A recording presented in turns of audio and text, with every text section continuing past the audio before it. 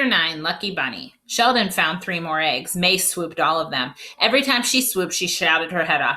4, 4, now I have 4. 5, 5, now I have 5. 6, 6, I just got 6. 6 was Sheldon's limit, apparently. He stomped to my tree stump and threw his empty basket in the grass. That's it. I am done. I am not looking for one more egg for that girl. Let her find her own eggs. I quit, he said. May came chasing after him. No, Sheldon, no, you can't quit. You can't. Come on, we're a team, she said. We're Team May. Sheldon did a huffy breath at her. No, we're not. We're not Team May, he grouched. I'm an egg finder, and you're some creepy swooping bird girl who steals them. May's mouth opened real shocked. I did not steal your eggs, Sheldon Potts. Those eggs were still in the grass when I picked them up. Just because you saw them first does not make them yours, she said. Picking them up is what makes the eggs yours. Sheldon started to yell back, then he stopped and looked at me. Shoot, he said. I think she has a valid point there. May smiled real smuggy. Thank you, Sheldon, she said. You're not welcome, he said back, and I'm still not looking for any more eggs, May. I'm still quitting. May was not expecting that development. She started to sputter. But you have to look for more eggs, Sheldon. You have to. Just a couple more eggs and I can win this whole thing, she said. Plus, you still haven't found the golden egg for me yet. Just then, Nana walked by. May reached out and grabbed her arm. Tell him, Nana, tell him he can't quit, she said. Sheldon is on my team, and when you're on a team, you can't quit. It's not fair. Nana looked puzzled for a second. Then she did a little frown and shook her head. Oh, my, no, she said. I'm sorry, dear, but there are no teams on an egg hunt. An egg hunt is an individual competition. May did not like that answer. She pulled on Nana's arm some more. But Sheldon has to help me. He has to. He has to. The Nana interrupted her. If you don't let go of my arm, I'm going to give you a swat, dear, she said. May quick let go. Nana smoothed herself and walked.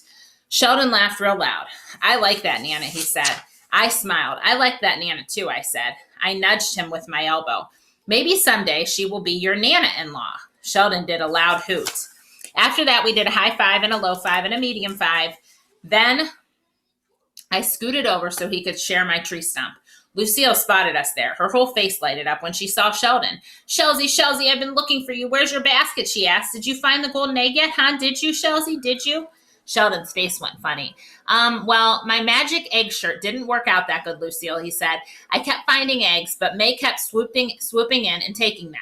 And so now I'm just sort of, well, you know. May butted her head in. Quitting, she hollered. He's quitting, Lucille. Tell him he can't quit. Tell him right now. Lucille raised her eyebrows. You're quitting, Shelsey? Why are you quitting? You have to find the golden egg. Remember, she said, if you don't find the golden egg, I will have to swim in my pool with someone I don't actually care for.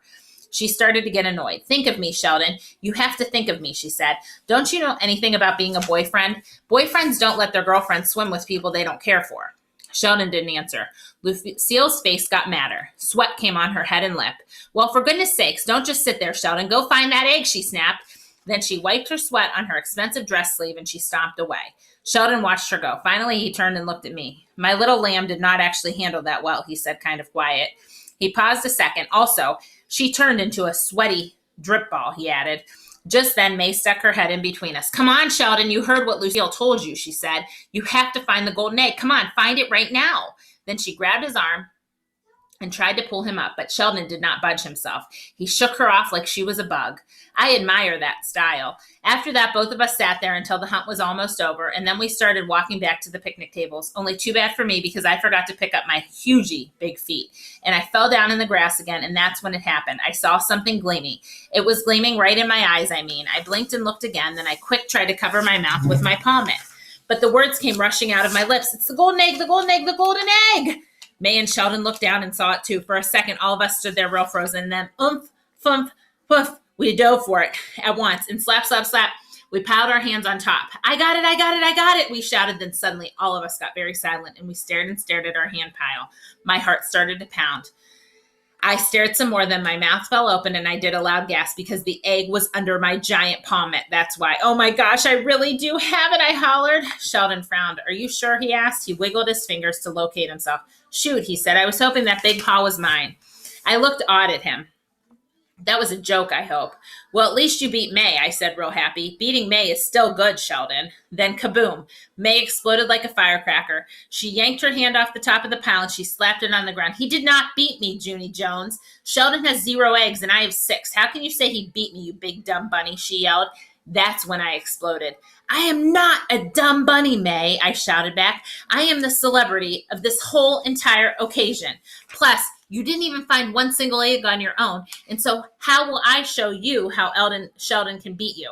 I will show you right exactly now, in fact.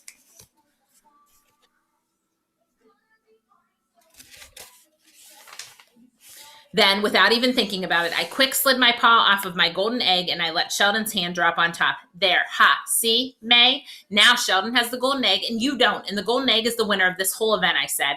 May's eyes got big as bowls. Sheldon's eyes got big too. He grabbed the egg in both his hands and he jumped up like a rocket. May slumped her face in the grass, then tweet, tweet, tweet. The Nana blew the whistle, and that was that. The egg hunt was over. Last chapter of your last Junie B. Jones book, Decisions, Chapter 10. Dear First Grade Journal, today at school, Sheldon keeps on hugging me. Lucille keeps hugging me too. May keeps glaring at me. She needs anger management classes, I believe. I quit writing and thought about the party. May didn't win the most eggs, because guess who did? My friend Jose, that's who. And guess who got to present the flowers to him? Me, the bunny. Jose was the happiest boy I ever saw. He jumped way high in the air. I giggled very happy. I smiled at that memory, then I started to write it in my journal some more.